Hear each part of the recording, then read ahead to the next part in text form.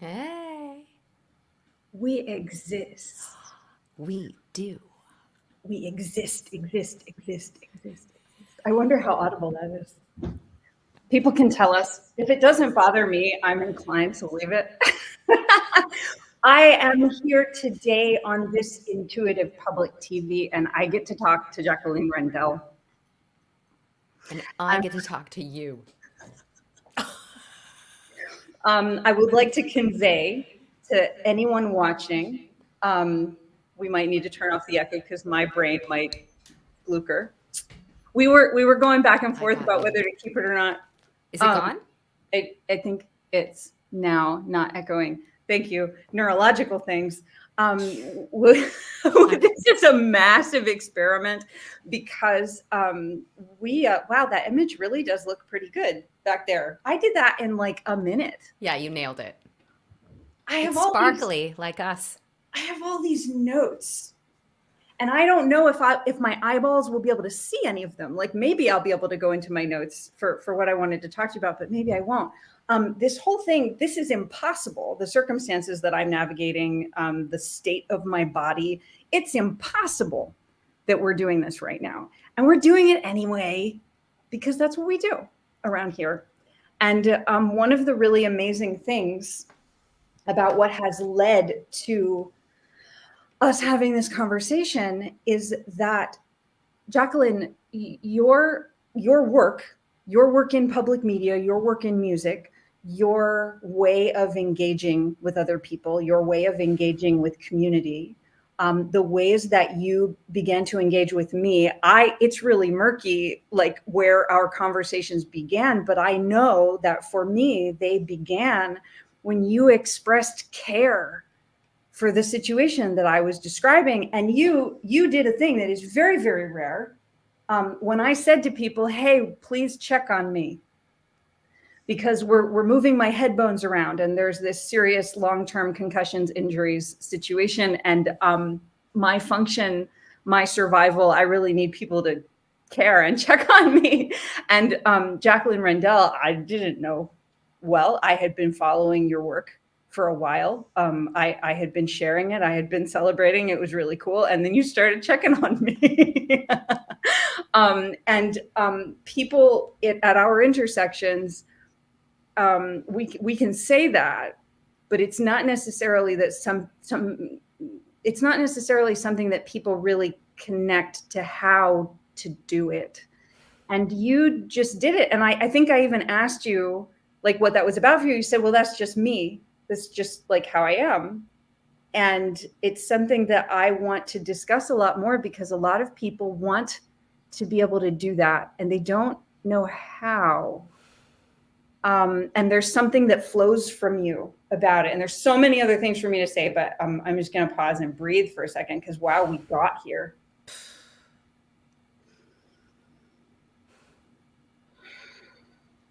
I just started and you're already making me cry. Ah!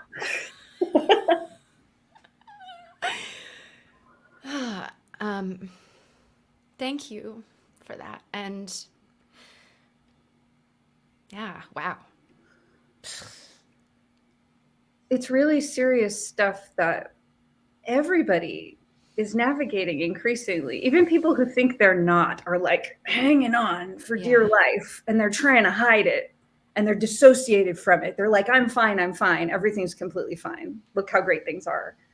And they're not fine either. And at Intuitive Public Radio and Intuitive Public TV and the Intuitive Community Network, we find ourselves with the curious responsibility of speaking to what's happening to people in the most extreme circumstances of hardship, because if nobody talks about it, nobody can do anything about it. But then what we find is that hardship, it exists everywhere in very different ways that we have to actually dialogue about in order to have any chance of surviving, have any chance of addressing. And so we identify keys. We identify what are the most powerful approaches to actually being able to do something about all of this. Like, are we we're just going to die? We're going to give up? we're going to get flattened, or we're going to actually discover gifts we weren't aware of and possibilities we had never imagined, and then realize what we can do together. And one of those keys, here's something I wrote down. Where's my notes even at? Oh, I moved. Wait, that's not it. Uh-oh. You've got time. La, la, la, la, la, La la, la la. la la. They're around here somewhere. Oh, there they are. Okay, I got them. This is so enjoyable for me, and there's been such a big question about whether I can even do this. Yeah. So I'm so grateful that you're here. You first. Me too. I'm so grateful that I'm here too. Because the craziest thing for me, and I want this to sound humble and kind, is that I'm just being me, and it's making a difference for you that I'm just getting up and being me, and it's the easiest thing to be. So doing this with you is giving my life purpose. It's like, there's nothing more to do than that. I'm making a difference for one other human being. That's good for me. And something that I would like to highlight is when somebody does what you did, what you've been doing. People will check on us once, and then we'll never hear from them again, and we won't know if they're alive or if they remember what's happened. So it's pretty rare for people to continue in relationship with us. And when you continue in relationship with me individually, because I'm working in the intuitive network, those nutrients of expanded relationship are traveling through me into the network because it increases my function. I told you when we started this, Rhizomatic, exactly. Rhizomatic, baby. I told you when I invited you to do this in my like really long rambly text that I sent you, that I didn't know what I would be able to do, that my desire is to promote it, but my function is completely unknown. And as you just stayed with me, you continued to express your encouragement and your desire to do it and your value of the process of it. I got functions back. And here's another function. And here's another function. I thought, oh, I'll make one image. I'll do it. It'll be really hard. I'm going to get it. It's going to happen. I made one image and I managed one post. It was freaking impossible. My feet broke again. It was really horrible. And these really difficult things happening. I made the post. And then I made another post. And then I made a second image. Two. Look at you go. Two. Do you know why? Because of the ways that you have been showing up in relationship with me, actually caring for and respecting the circumstances that I'm navigating. I'll tell you, people don't know how to do that. They want to, but they get disoriented. They're not sure if it's okay. They're not sure if it's safe. There are a lot of reasons. By the way, I made a third image. And then, by the way, 2 minutes before we got on here, I made the fourth image right here. You can't stop. You can't stop now. You have a piano flourish that you want to sort of provide the emotional substrate for our conversation if you so desire. I'm very envious of your piano microphones that are right there. It's gorgeous. Thank you. I need this for my sanity and my survival so that I can be here for you. I've figured that out. That's the beauty of aging, is that you really start to figure out what you need to actually show up and be there for other people. And if you don't have that, and I think that speaks to a lot of what you're saying about the disconnection, and things are breaking down because we're being made to look at this stuff. We've kind of kicked the can down the road for as much as we can and for as long as we can, and put it off with Band-Aids. But they only last so long, and we're really having to do that work now. And it was easy for me to be there for you because it's not to make it about me, but it is how I would want to be treated. You know, I want to have the sovereignty to be where I'm at and have that be okay. Yeah. It's a simple ask, but not with the wrong people around you, you know, and it's so easy. So I don't have the language to express that. I'm so honored that it means so much to you that I'm just engaging with you. And I can tell you the first time that the first time I was introduced to you was on Deemee's Starfire Codes Telegram channel. Mm-hmm. And I don't know by what magic I discovered her, but you know, I had to hunt down kindred spirits really quickly when some stuff went down a couple years ago, and Telegram became my lifeline to communities and people out there, and I discovered that I was not alone. And Deemee's Telegram channel was one of those lifelines for me. Yeah. For us too. Where what she has been focusing a lot of energy on is growing a certain kind of community where people can be themselves with one another. Yeah. And in ways that many of us in the network have found completely life-saving. I will at some point tell more of the stories of how we encountered the Starfire Codes and what that meant for us at that time.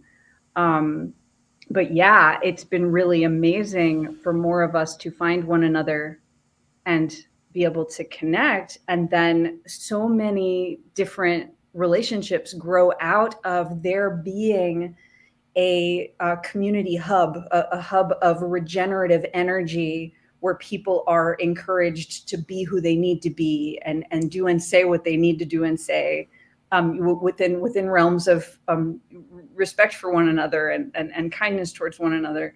But then that provides a substrate where so many beautiful things can grow out of that, and it expands and it expands rhizomatically. Absolutely. Deemee has, I think, more than one good post about rhizomatic dynamics.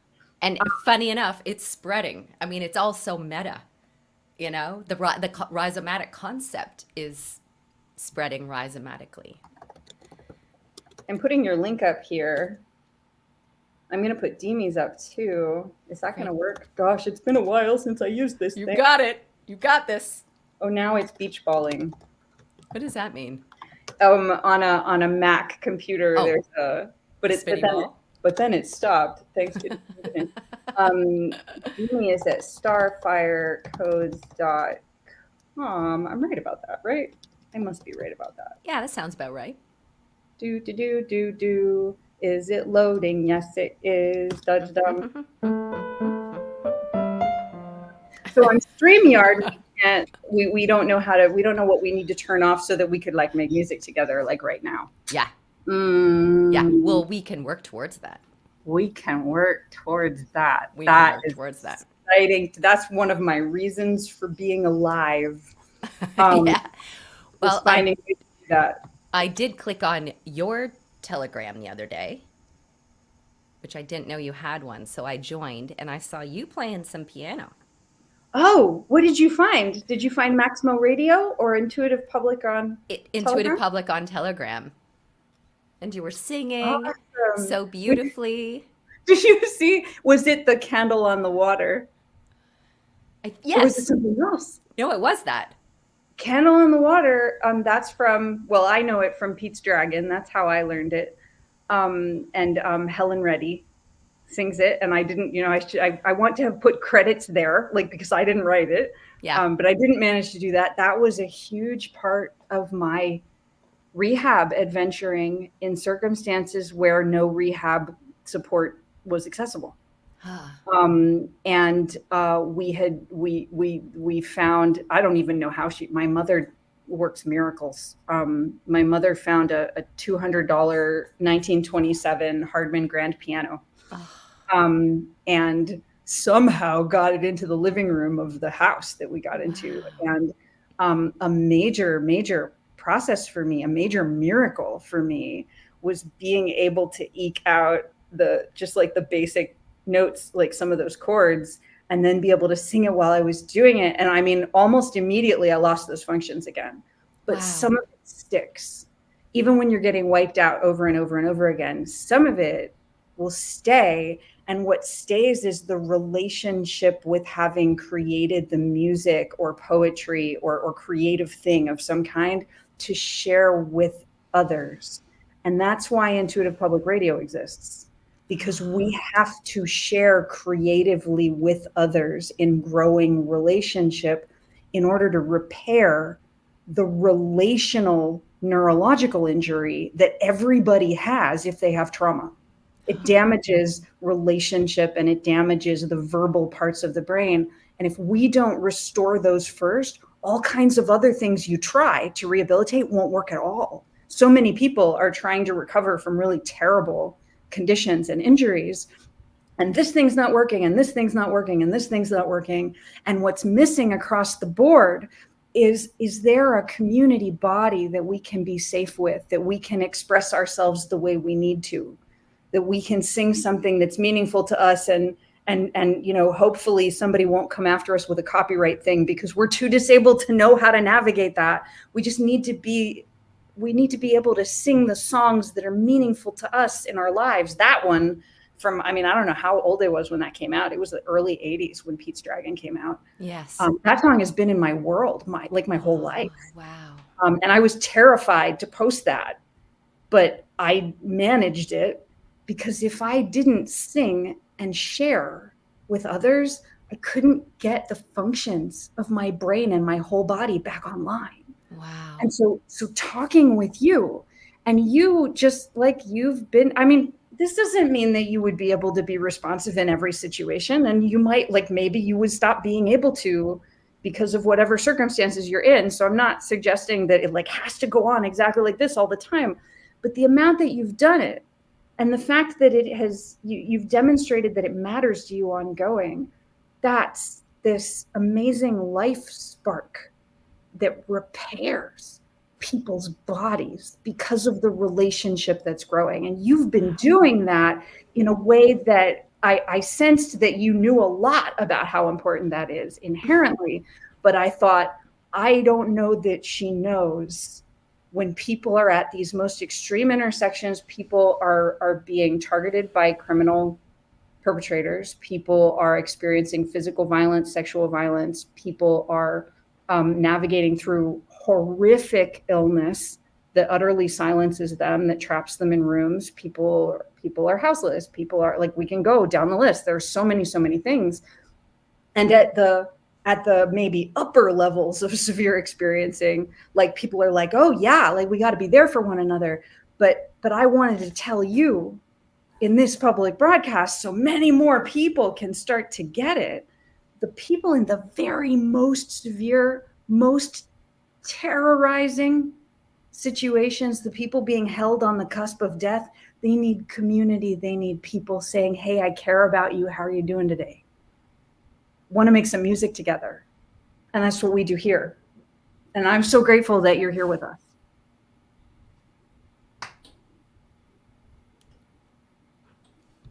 It's amazing. I had something in my notes. I'm going to read this thing to you from my notes. It says, first, I've got to apologize to you because I'm about to make you sit here for some amount of time while I give you compliments in public. I'm sorry, there's just no other way.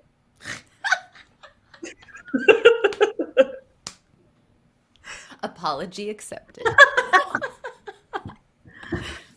So that's some of the territory we're dealing with. And that's how powerful it is that, like, that was just a part of you and you just showed up the way you were.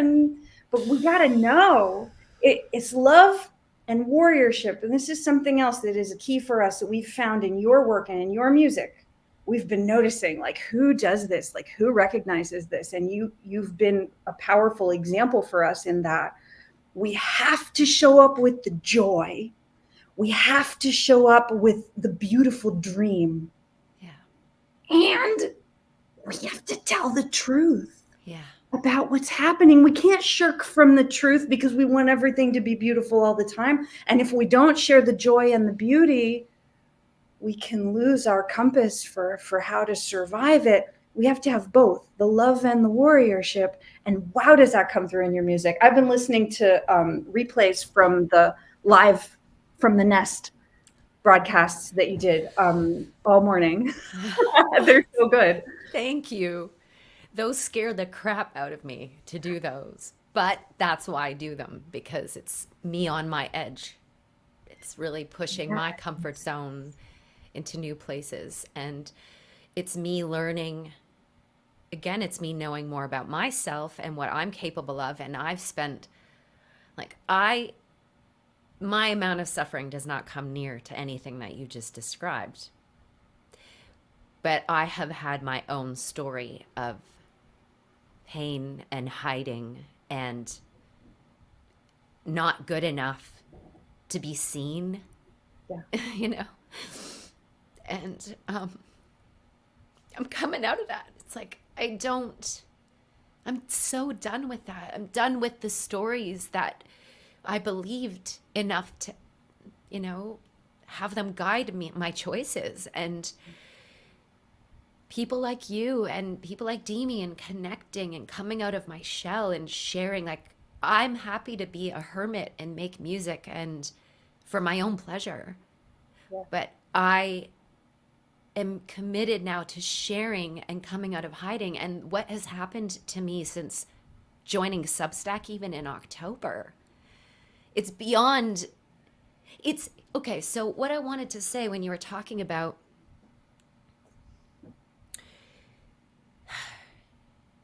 truth is beautiful because it gives us clarity that we need, and awareness and clarity is access to aligning with nature, source. There's a power in that clarity and awareness that taps us into something that is the reward for being truthful and being brave. And it's like I have this image all the time of, it's painful to take off a layer of yourself and to be vulnerable, but you're rewarded immediately for doing it. And it's only painful for a second. It's like you're going through a thicket and then you're in an eternal meadow, and Yeah. I've just lived my life really loving the flavor of stripping off another layer. I love truth. It can be raw and painful, but it's streamlining your comet, and you just Yeah. and it connects you with other people who are playing the game the same way, and that's another way it becomes magical. You just start really tapping into something you can't access in any other way. And I write about that because that's what I don't want to be yelling with a placard. I don't have an ounce of a victim mentality in me. So that's not my way to make a difference. Yeah. I want to package up a message for how I've been talking to myself and how I've gotten here, and share that that's an option with people. Yeah. And that's what really motivates my lyric writing. And some of the ways that you express that from where you are really directly relevant to people in the worst of circumstances. You had I don't know where it was, but it was one of these key moments for me. You were describing choosing to show up and how much courage that takes. Yeah. How difficult that can be. It can be impossible. You don't have to be experiencing the worst of severe physical circumstances in order for that to feel really impossible. And the warriorship that overcomes that presses just over the edge and then you're doing it.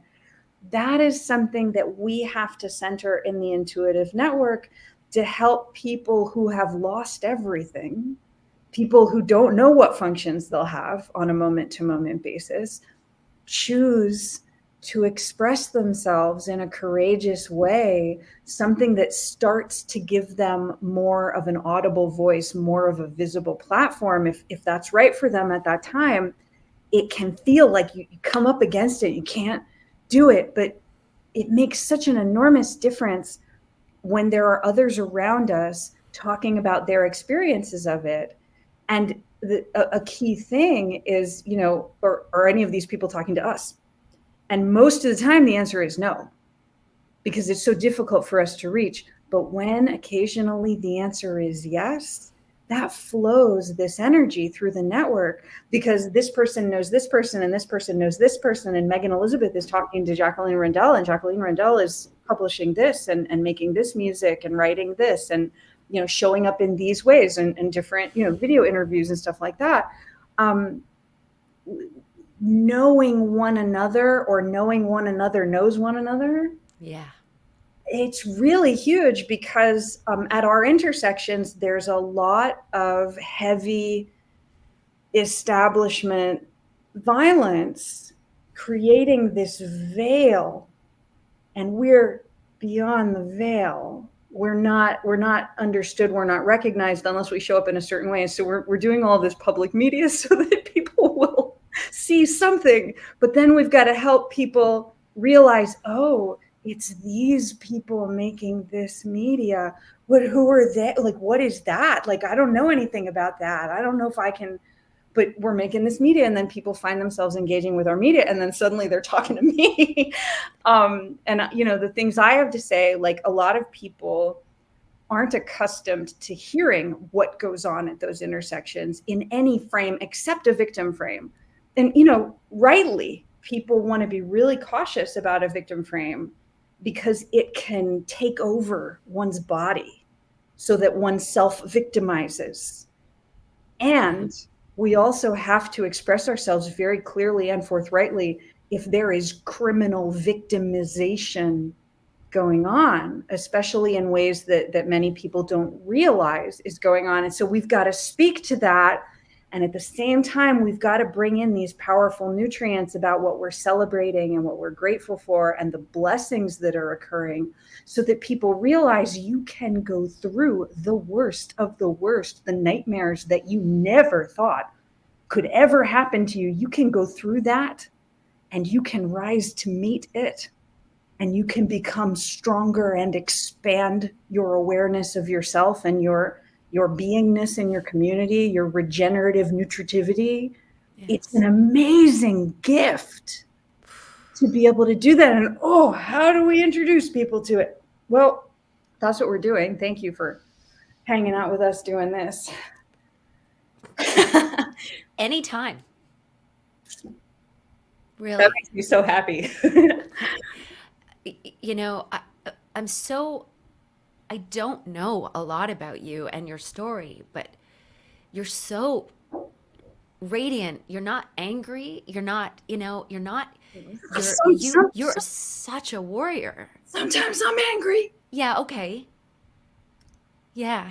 But I try to temper it, and we got to keep practicing. Yeah, I mean, it's not action in the direction towards what you're really looking to create. But I mean, man, I acknowledge you for everything you're doing. Let's face it, a lot of people get broken and they stay that way, and it takes so much to not. So, yeah, you're made of something special, sister. We're doing the thing. We never know if we can do the thing, but we're doing the thing. You're doing the thing. And just the more that we stay with one another, Arnold Mindell calls it sitting in the fire. We stay with it, because if we do, what we discover of ourselves is so much more than what we had before. Our experience of being alive is so much deeper. Are you familiar with this TV show Outlander? No. you're not familiar with Outlander, I'll tell you a little bit about Tell Outlander. me. Outlander has been part of some of our conversations recently. It's romance novels. It's romance novels about a woman who travels back in time and falls in love, and she's living in 17th century, 16th, the 1700s in Scotland, and then there's this whole like traveling all over the world kind of thing, and she is flung into intensive, hardcore survival circumstances. And one of the reasons that this show has gotten talked about in the network is because there are torture scenes in it that are the worst torture scenes that we have ever, I mean, those of us talking about it, we've never seen that kind of extremity depicted in a popular TV show that people are so happy about. And that's really serious for us because we're surviving those kinds of traumas on a day-to-day basis.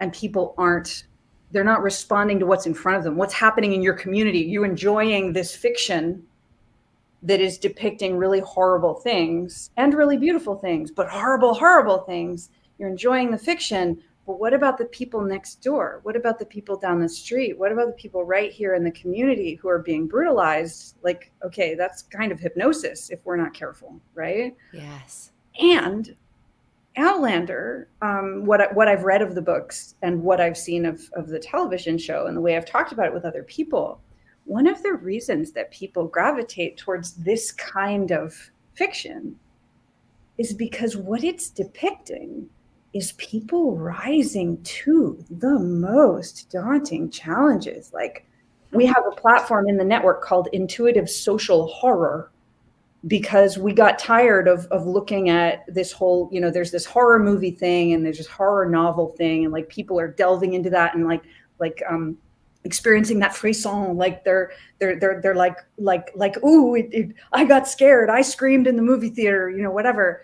But how are we really rising to the real horrors, the real challenges that are occurring? Who are we in that? And part of the appeal of Outlander, and I think other shows too, other books certainly, is that the body is tuning in and being present with this story and aligning with the desires and the needs and the experiences of the characters, and feeling rising to that challenge.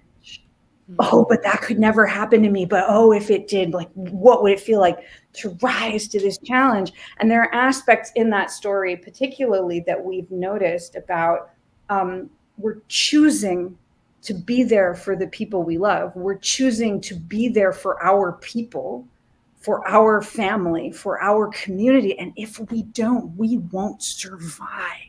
Wow. And so that's depicted in that. And it's one of the ways that I've been describing it to people, because people who have seen it have a really immediate response to that. It's very interesting.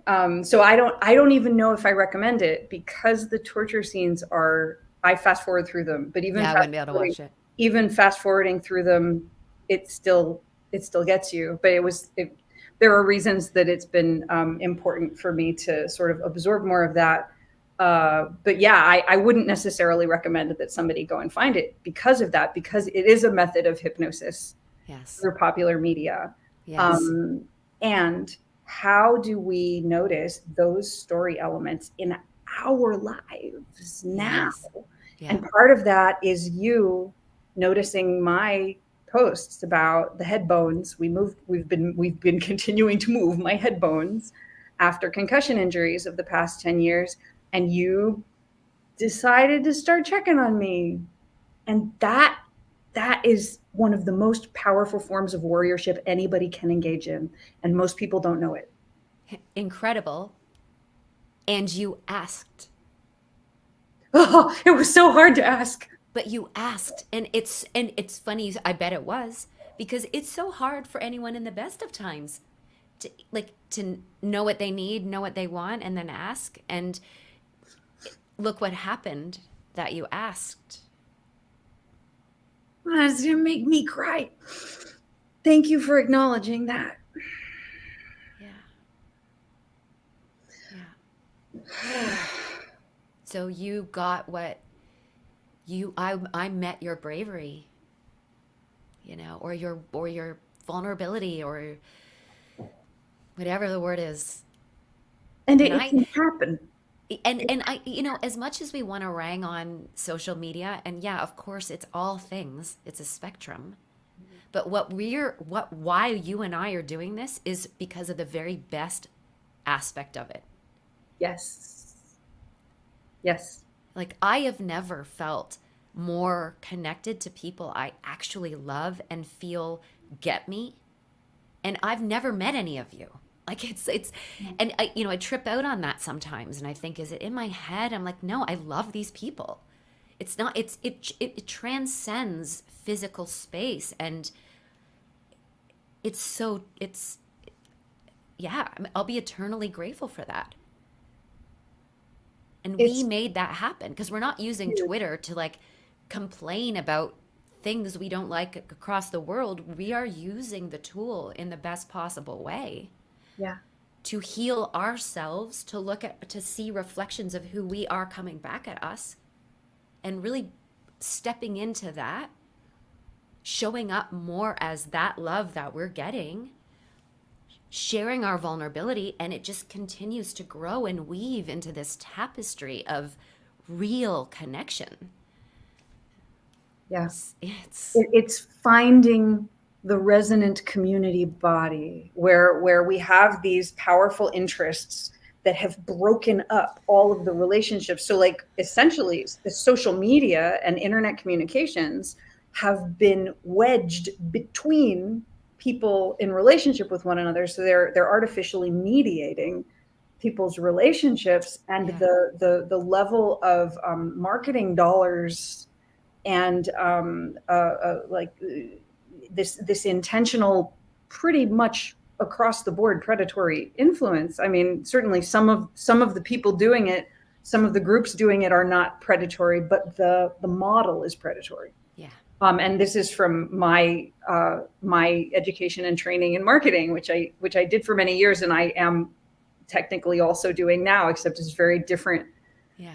than I was originally taught. And where I was originally taught was in communities of people practicing the most heart-centered, the most human forms of business and marketing. And even they, all of us, me too, we were still using predatory tactics without understanding that, just because in comparison to what else was out there, it was so much better. So we've had to keep traveling in that direction. But now that people's relationships, people's bonds of community are so deeply intermediated by social media and other technology, controlled by predatory interests, we have to seek out where our true community is. It might not be around us. Everyone's so isolated from one another. And for me, so I'll tell you a little bit about what I'm experiencing, which is very much what many of our network colleagues are experiencing. I have extreme environmental sensitivities, from toxicant-induced loss of tolerance and a list of other conditions, from injuries I incurred because of toxic exposures, and because of my concussion injuries stopping my brain and my body from detoxifying as effectively, and a bunch of other stuff that has compounded with the violence I've been through, so that I haven't been allowed to recover from it. And so most of the time, I am trapped in the house, and I cannot leave to get my own needs met. I can't go to the grocery store to get something for myself. I can barely manage to go to the most important of appointments that might help solve something, because it hits me so hard to just try to do that. And it's very scary. I get re-injured a lot when I try to do things that rehabilitate my body. And me in that circumstance, and our community members in that circumstance, people like us often aren't heard from. There are these huge silos on Facebook, for instance, where people, like if you start searching mold illness, chemical sensitivity, complex chronic illness, environmental illness. There's a zillion more of them. Chronic inflammatory response syndrome is like, we could keep going and going and going. Supposedly rare conditions that actually aren't rare. They just have lots and lots of different monetizable industry labels. So that people are having to pursue based on their label that they've gotten. I've got a whole list. I got a really long list of labels. But it keeps them looking for solutions based on how that label is being marketed to them. And they can't necessarily find anything outside that because their disablement is so severe. The injuries are so severe. It destroys people's families. It destroys people's communities. So the silos on Facebook, there are so many people who are in some way connected to our network or don't know our network exists, where we're still working for them because we see them as part of this. They don't get to communicate. They don't get to socialize. They don't get to be heard from. They die alone in dark rooms. And that's very, very common. It's not rare at all, actually. But we have to bring a voice to this, and a major way that we've been able to do it using the intuitive network infrastructure is by leveraging, building relationships on social media so that we can find who will recognize this, who is lucid enough, courageous enough to respond to us if we say something about it. Because a lot of people run from it. It's scary. But when we respond to one another, when we build those relationships on social media, I am alive because of that. Yes. I would not be alive here talking to you if there had not been a key small number of people comparatively who could respond in some way. And so when we're broadcasting Intuitive Public TV, Intuitive Public Radio, what are these keys? What are we discovering? How do we amplify that life energy so that all of us can get our needs met better? Not just the most severely disabled people, but the people slightly less severely disabled and the people slightly less severely disabled, and the just disabled people and the mildly disabled people and the not at all disabled people and the people who are like, I don't know what you're talking about, but my life is going really well. We need all of us in this. We're a collective body here on this planet.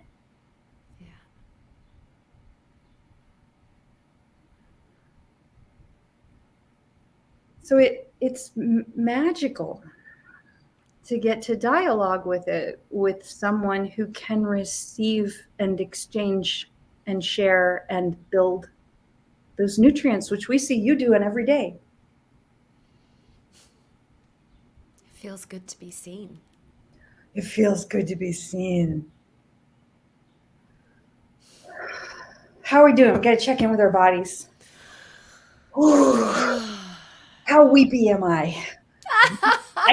I can get weepier. I'm always leaking. It's good. It's helpful detoxification, rebalancing. Absolutely. You're inspiring a lot of recognition in me of things I'm not sure how to express, but I think a part of why I'm even able to be here with you, and why, again, back to that idea of truth and awareness, like you were saying earlier, like we can't change things we're not aware of.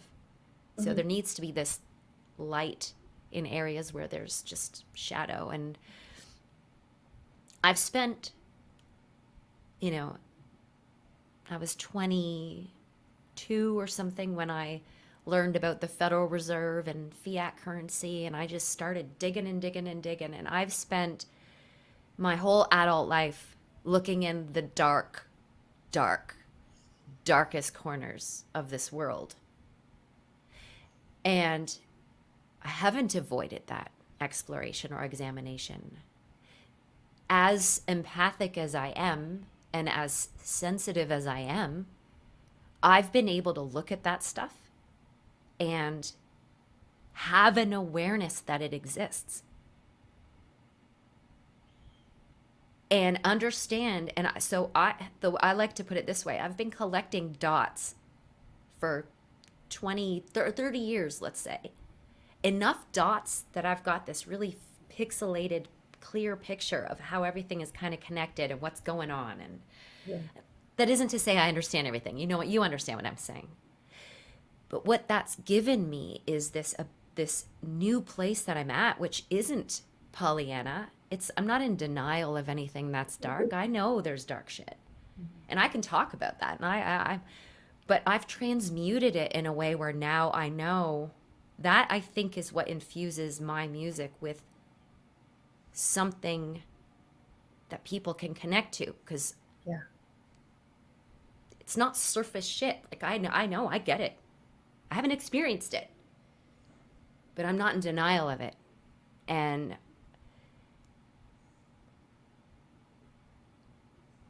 yeah, It takes something, there's something there's something that some of us have that allows us to look and allows us to overcome that. Well, I really do think it is programming that everybody's exposed to our whole lives on this planet. We've all been exposed to from something day one. like that. Yeah. That dissuades people from looking at it. And it's not even a character deficit, it's literally disablement. When you look at how programming works, how predatory programming works, what it is relational neurological injury. Yeah. And when people collapse in the face of that, I don't want to say sweepingly across the board, definitely. Maybe somebody can bring me a case that is different, possibly, but pretty much everything that I have seen of people not being able to respond to this has been because they just didn't quite have the resourcing or the clarity or the self-possession or the sense of cosmic support from a family or community or from the universe. Like, how much contact do we have with ourselves versus what is trying to run us? And it's what is trying to run us, this ephemeral abuser personage. You know, there are lots of individual people doing criminal damage to others because they have also been criminally damaged. Yes. But you also have like the collective, like the, how do we say, oversoul, or the egregore, the energy of there's this thing abusing us and doesn't want us to be able to recognize that it's traumatizing us, because if we don't recognize that, it can control us through the trauma. Yes. We'll forget. And there's so many layers of that coming at everybody all the time. Yes. People whose lives look amazing and perfect, maybe especially them sometimes. People who are doing really, really well, they don't necessarily notice what those influences are and how they can be driven by them. So that if we all come together in dialogue and make space for one another and sit in the fire of one another's experiences and recognize the gifts that we all bring to that, we can see this in ways we couldn't before. And it's such a blessing. I don't know why I was able to see the things I was able to see as I've come through this, but if I hadn't, I would absolutely not be here. And I wouldn't know the amazing people that I know now because of that. And for you to, whatever combination it's been for you that has allowed you to look and to overcome the ambient programming that tells us don't look, don't think about it, don't bother yourself with that, do this instead. Yeah. It's expanding beyond the control container. Yeah. It's being a real vibrant living self as part of the vibrant living collective self. That's sacred. That's amazing. And we can all do it. Anybody listening to this is going to be getting nutrients that help them do that more and better. And that's what we're here for. Absolutely. Absolutely. Yeah. Yeah. Yeah. There are so many things I want to ask you. There are so many things I want to tell you about. It's just like this. Why don't we do this regularly. Because here's the thing. I love that you say that. It makes me so happy. Great. I am thrilled that it does. Because I gotta say, like, I don't have, well, I don't, I'm figuring out ways to be of service. You know, I mean, I write songs. I I am happy to find a way to be in the world where I'm actually connecting and contributing. Um, and I've designed my life in such a way because I am such a weirdo. I can't work normal jobs. I can't do a 9 to 5. I don't want to commute on a bus. Like, I don't live that way. And I'm not judging anyone who does. It's just not me. So I have designed my life to be able to work. My time is my own. It's how I like it. So I'm here. I wake up and my day is open and I fill it the way I want to fill it. Yeah.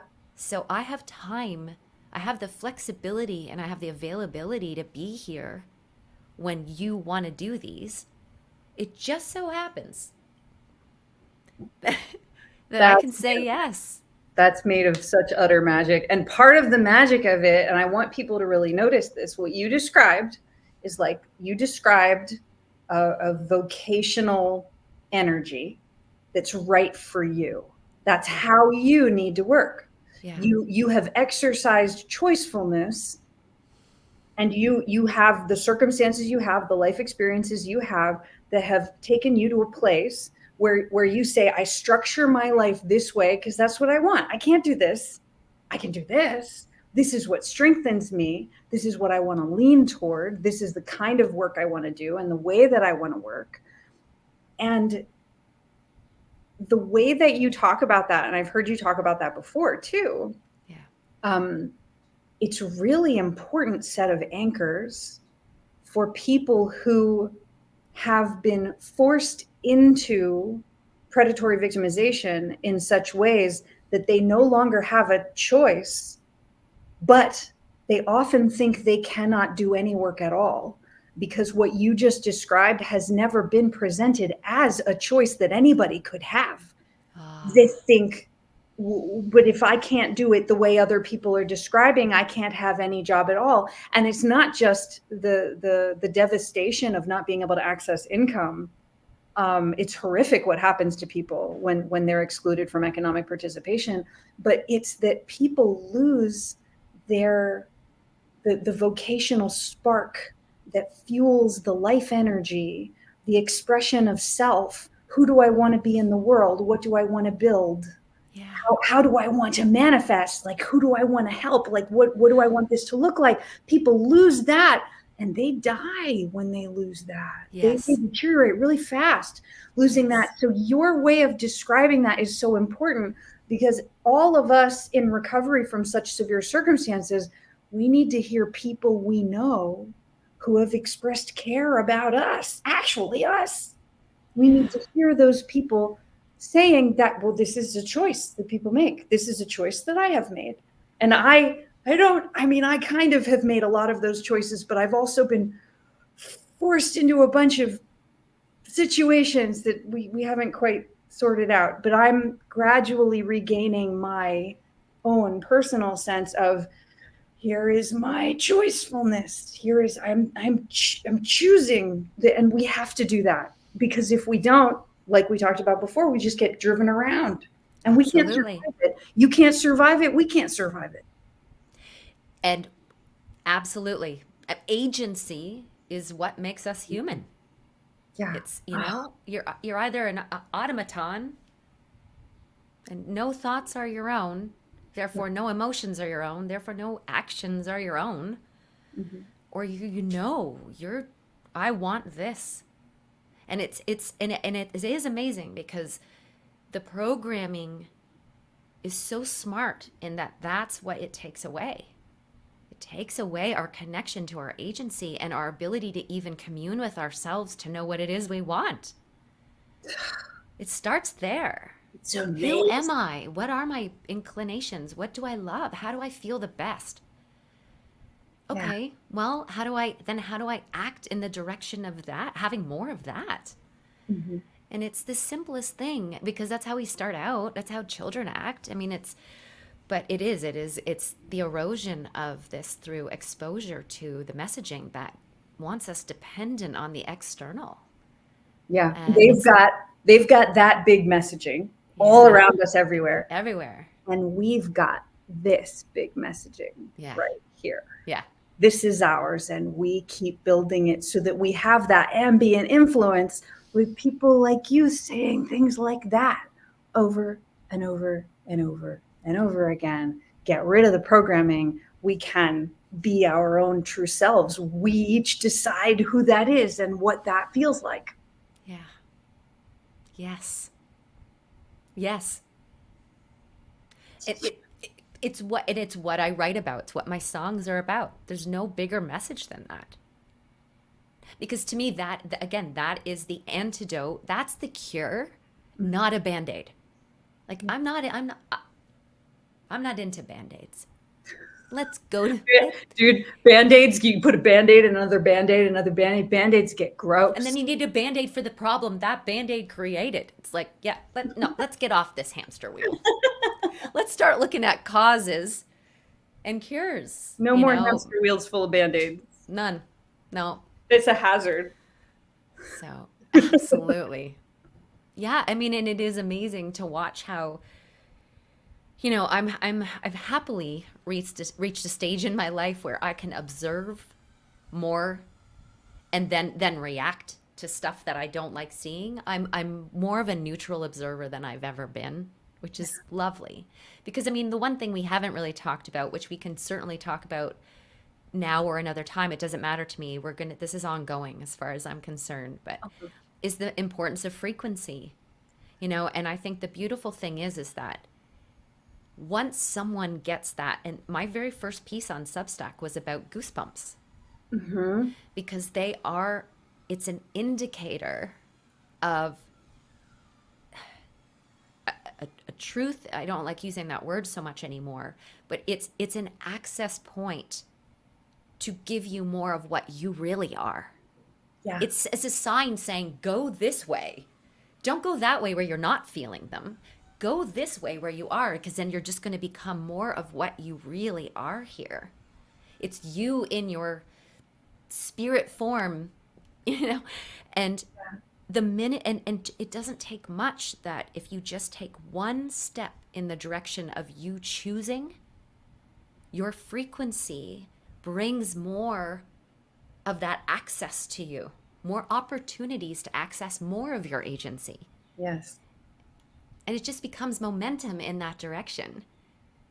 And it's such a gift to learn that and have that tool in your pocket, or that understanding that you can then play with your frequencies and notice them more, and notice where you're resisting, and notice where you're doing the same choice over and over, and notice where you need to break free and how good that felt and how enlivening it is to make a new choice.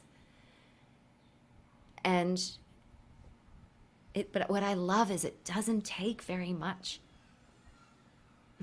A very little bit of a decision Yeah. in a direction can unfold amazing things. And that resonance indicator, and it might be goosebumps, and it might we notice sudden surges of emotion can be very we think about I do this a lot, and I learned it from others, where there's a particular surge of emotion that I'm not sure what it's connected to, and I feel my ancestors are here with me.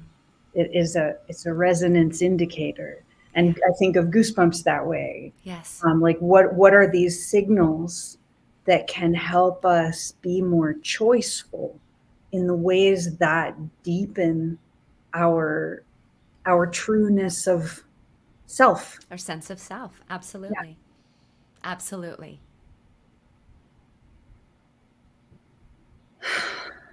But I don't want to go. Want to make music?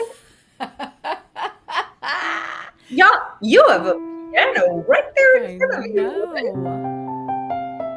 you. Those are My piano the best. that grand piano had to go away because it was falling apart. It was gonna fall. It was gonna fall on somebody. It was what it was gonna do. It had to leave. I was very sad. I took a lot of pictures. I played it a few more times, and now we're seeking out how. I don't know how. I don't know how we've done any of this, but somehow there will be another piano. But it's awesome that you have one right there. Well, I don't know. keyboard. We could improvise back and forth, or you could play something of yours. I would be. I mean, whatever we do, like I don't know, play something. I'll sing something. Well, I can. You might have a piece that you feel moved about, and I will put you on the full screen if you want to do that. What should we do? It's an experiment. It is an experiment. I'm rehabbing singing in a way that's super scary for me. The idea of making music together with others has been driving me for years. And so we do some of it on Telegram. We have these ways that we make music together on Telegram. Really? I'll show you some of it. It's pretty wacky. It's stitched together from impossible circumstances. But yeah, we have a lot of ways to do it, like sort of go back and forth if the thing would, if it would do a feedback thing.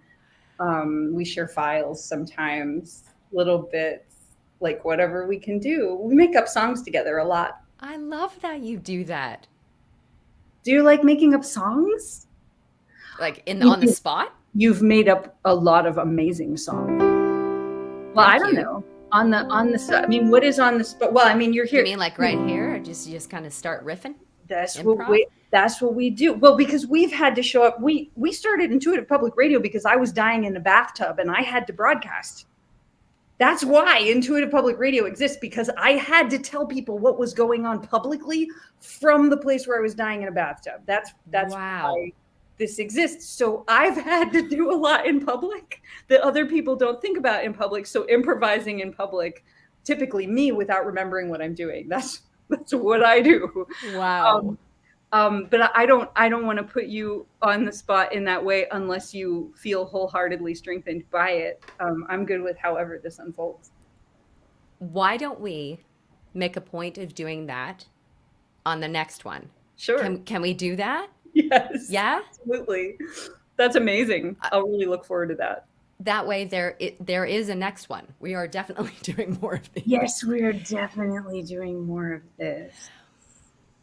If you feel inclined to play one of your pieces and sing one of your pieces, I'm delighted, or anything else that you feel moved to. Well, I can play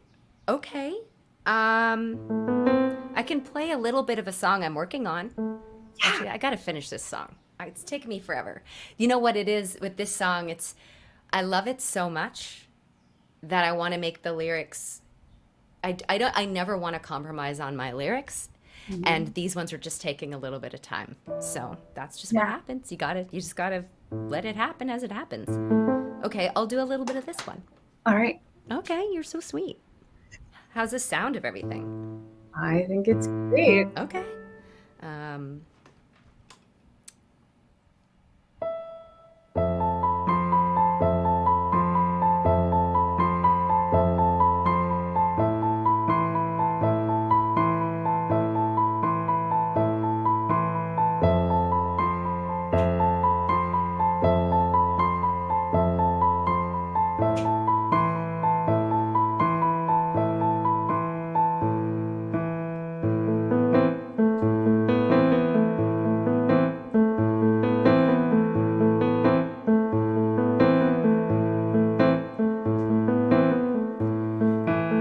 Forgot how it went. Okay, now I remember. Born of the Father, King of the Sun, and made of the Mother, Queen of the Moon. Ooh, we search and we search for answers.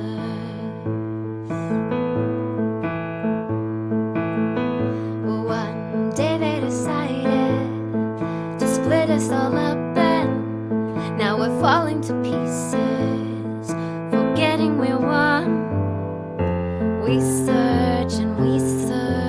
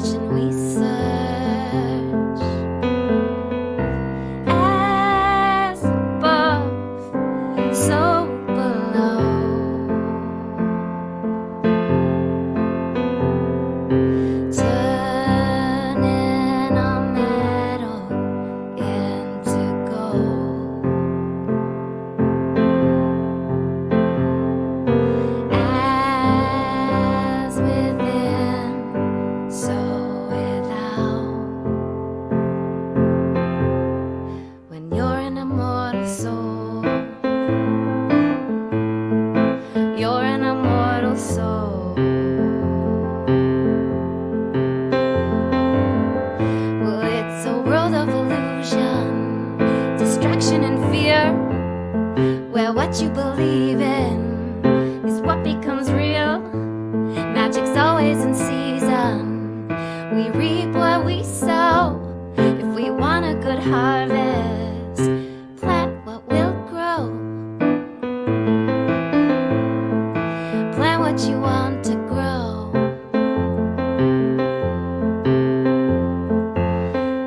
As above, so below.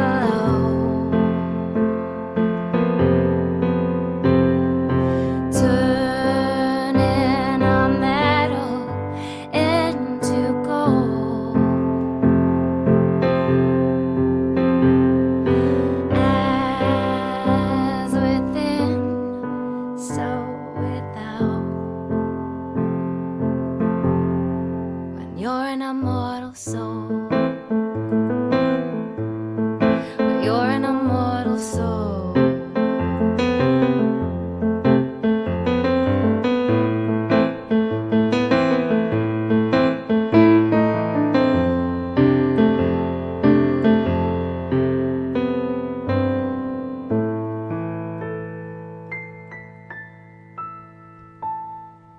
That's all I have so far. You're making me cry. Oh, In the best way. Thank you for doing that. And I didn't warn you or anything. I did. I mean, I don't know. You showed up with the piano. to learn how to say yes. We're all learning. You gave me an opportunity Oh, to just say yes instead of no. And look at me. I tried to get out of it. See what I mean? See how my automaton habit is the no, the hiding. I'm not ready. It's not good enough. And I make mistakes. It's fine. It is what it is. I got it. It's saying yes is the success. Look what it is for us to be human together. Look what it is for us to be living creatures in the presence of one another. That's the most amazing thing. And it gets wiped out if we don't keep practicing it. Thank you for practicing it with me and us. Oh, yeah. It's time to wrap it up. Hug. I'm sending you Internet. such a big hug. Yeah. I mean, I want to do this again as soon as possible. I'll do spontaneous live streams. You really activate a tremendous energy for me when I really mean what I said before, functions gone, not able to take care of the self, not able to get basic survival needs met. Relationship restores function, and you have been restoring a lot of function for me. So there are a lot of things that I can suddenly spontaneously do unpredictably, but more than otherwise. So thank you. Let's keep modeling this so that more people will do it. Let's do it. Yeah. Let's do it. I'm honored. I want to tell people your links here. In addition to the YouTube channel that I've got scrolling at the bottom of the screen. I remember to do that. Jacqueline Rendell on Fancy YouTube. schmancy. Fancy schmancy. We also have www.intuitivepublicradio.network/T, it's a tag, /Jacqueline Rendell. So we have a tag we have started for it's going to be a lot more posts. So then there will be a list of them. So we'll have that there. You are at postmodern.substack.com. Yeah. And postmodern.cast on Telegram. Is that right? Yeah, it's kind of defunct. I don't really use it so much anymore, but it has a really nice history of really beautiful things if anyone wants to go there and check it out. So, and are there any other, do you want to highlight any other URLs? No, that's it for now. Okay. Yeah, I appreciate that. And it's amazing, actually, because I feel like now that I think about it, this is what I also mean by postmodern. It's the objective in the subjective, and it's connection. The connection is real. The goosebumps are real. The love is real. So that's why I labeled my channel that. It's what comes next after this crap that's dying away. We're all remembering who we are. Yes, we're expanding. We're Yeah. we're deepening our roots in the most organic and nutritive and emergent way. We're finding out who we are and how we flourish. Yes. Yes. Amazing. Well, All right. all We right, will sister. wrap this stream. What an amazing, I mean, it's an amazing accomplishment for me. Thank you for helping this to happen. I hope everybody will visit Jacqueline's links. We're going to keep posting them. Everybody can feel free to join us at t.me/community IPR, which is our chat on Telegram, or find us on Substack. And you can ask, where was that link? What was that thing that Jacqueline mentioned? How do we find her this? How do we find her podcast? How do we find her Substack? How do we find her music? We will help you find it. Yep. That's what we do. Yep. And, join us again for Intuitive Public TV sometime in the great intuitive unknown future that is unfolding now. All right. All right. Sending you love. Blessings, sister. Thank you. Thank you. I'm going to hit the button. Okay. Bye.